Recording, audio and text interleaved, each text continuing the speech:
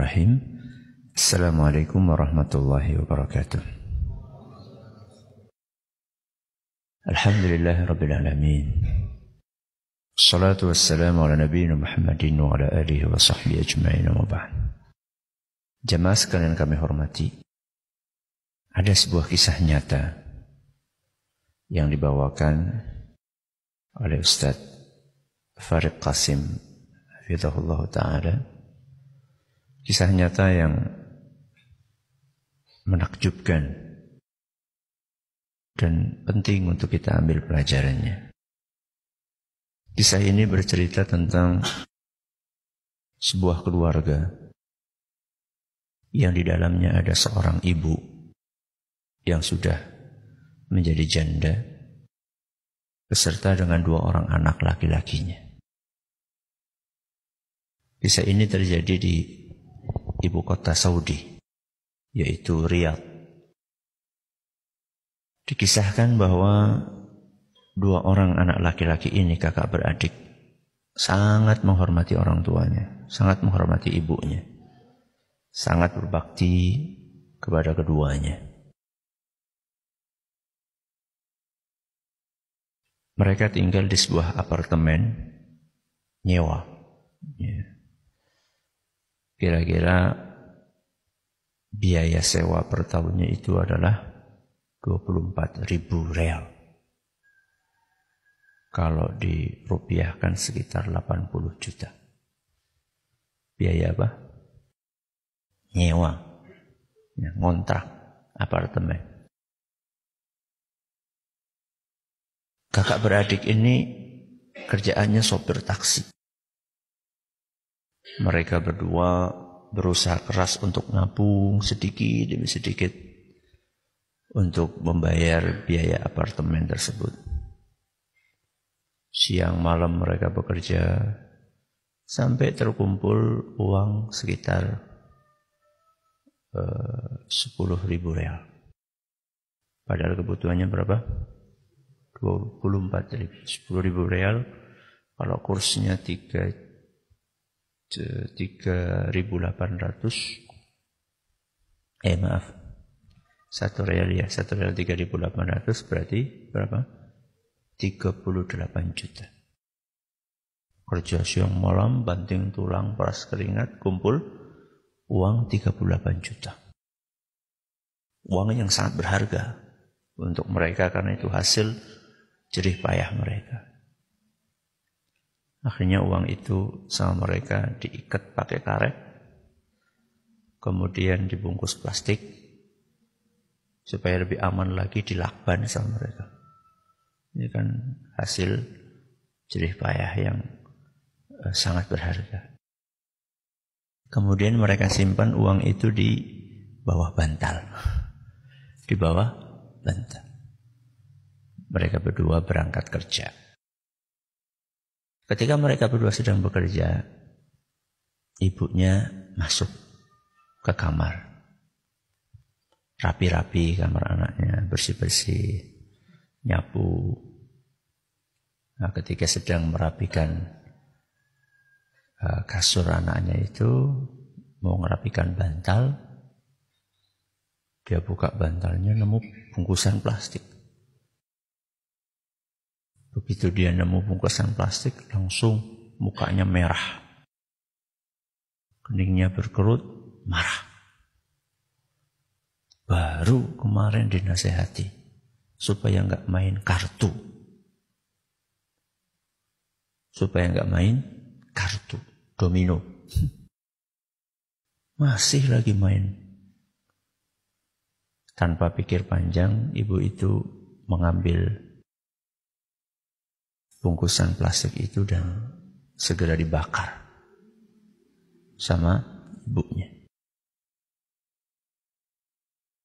Gak lama kemudian si bungsu datang. Begitu datang belum ngomong apa-apa langsung dimarahi habis-habisan sama ibunya. Intinya kamu itu baru dinasehati supaya tidak main kartu. Kok masih juga main kartu? Si bungsu ini bingung. Karena perasaan dia dan kakaknya ini sudah nggak main kartu lagi.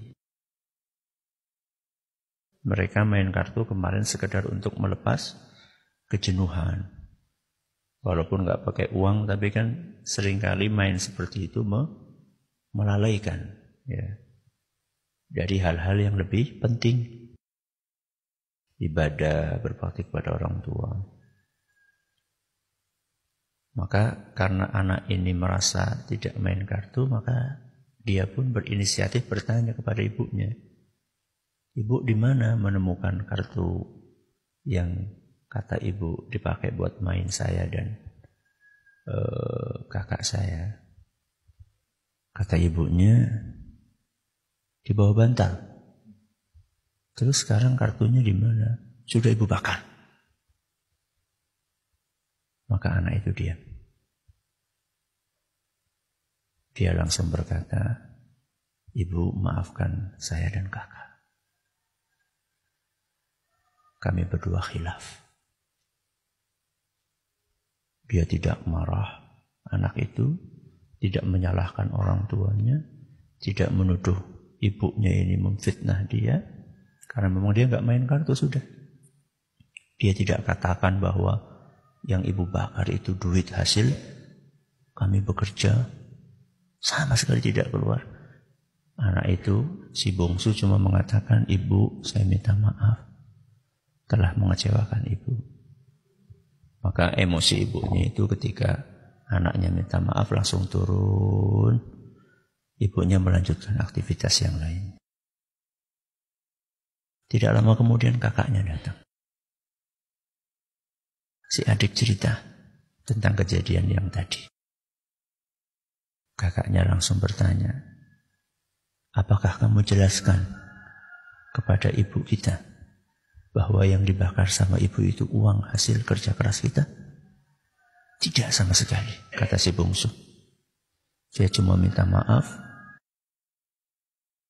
Alhamdulillah ibu sudah tidak marah." Apa kata kakaknya? "Bagus. Jangan pernah membuat ibu kita sedih. Beliau sudah capek ngurus kita. Dari kita kecil. Kesalahan kita kepada ibu kita lebih banyak dibandingkan kesalahan beliau kepada kita. Kesalahan yang sengaja kita lakukan kepada ibu kita. Kesalahan yang kita sengaja kepada orang tua kita lebih banyak dibandingkan kesalahan yang tidak disengaja oleh orang tua kita kepada kita.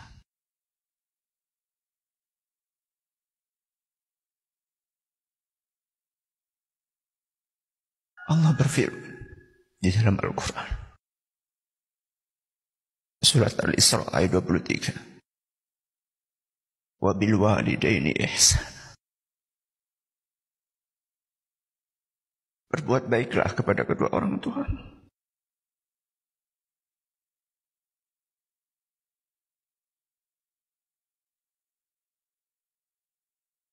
Berlatihlah untuk tidak membuat sedih kedua orang tua. Ayah kita, ibu kita.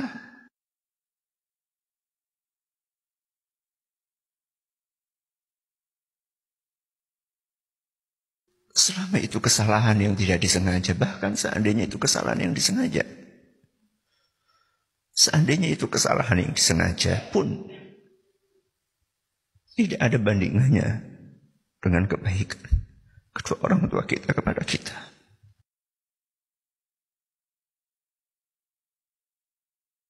Pengorbanan mereka berdua untuk kita jauh lebih besar dibandingkan kekhilafan mereka kepada kita. Maka berlatihlah untuk tidak membuat sedih orang tua. Apalagi hanya urusan-urusan duniawi, bukan urusan akhirat, bukan kaitannya dengan dosa dan maksiat. Anak itu sebaiknya mengalah kepada orang tuanya. tidak menggurui orang tuanya, tidak suka menyalah-nyalahkan orang tuanya. Kita ini mengaji, belajar agama, itu untuk memperbaiki perilaku kita, terutama kepada orang tua kita. Terus apa manfaatnya ketika kita sering ngaji, akan tetapi perilaku kita kepada orang tua kita tidak berubah? Apa manfaat kita mengaji? Orang yang paling berhak untuk mendapatkan perubahan baik sikap kita setelah kita mengaji adalah orang tua kita.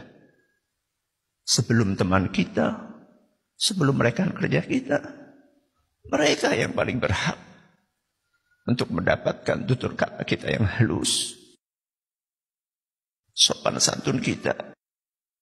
Jangan merasa kita sudah punya ilmu ini, ilmu itu, tahu ini, tahu itu. Kemudian kita rendahkan kedua orang tua kita. Karena kita melihat orang tua kita belajarnya nggak banyak. Mereka nggak sempat belajar. Karena mereka sibuk ngurusin kita. Mereka nggak sempat belajar karena harus banting tulang untuk menafkahi kita. Jangan pernah kita merasa lebih tinggi, lebih hebat, lebih pintar, lebih banyak ilmunya dibanding kedua orang tua kita. Ada kesalahan ini, kesalahan itu, ditolerir, ya, dimaafkan. Kalau kita ingin memberitahu sesuatu kepada orang tua kita terkait dengan masalah agama, dengan bahasa yang baik. Jangan seperti seorang anak TK yang menggurui gurunya. Jangan. Ya. Bahkan ketika kita meningkatkan bakti kita kepada kedua orang tua kita, itu adalah merupakan salah satu cara terbaik untuk mendakwahi kedua orang tua kita. Ketika orang tua kita melihat, Masya Allah, anak saya setelah ngaji semakin halus tutur katanya, semakin sopan, maka orang tua sendiri akan tergerak hatinya. Nak, kamu belajar di mana? Bapak ibu pengen ikut, di mana kamu ngaji? Tapi ketika kita setelah ngaji, justru perilaku kita semakin tidak baik, semakin tidak sopan, besar kepala, sombong, angkuh. Bagaimana orang tua akan tertarik dengan ilmu yang kita pelajari, dengan dakwah yang kita ikuti? Ya. Maka ingat pesan Allah Subhanahu wa Ta'ala dalam surat Al-Isra ayat 23. Wabil walidaini ihsana. Berbuat baiklah kepada kedua orang tuamu. Yang masih hidup, bersyukurlah. Ini kesempatan emas. Salah satu atau keduanya. Yang sudah meninggal, masih ada pintu untuk berbakti kepada kedua orang tua. Jangan pernah berhenti untuk mendoakan keduanya. Mudah-mudahan Allah merahmati beliau berdua. Wallahu ta'ala a'la wa a'lam. Mudah-mudahan yang sedikit ini bermanfaat.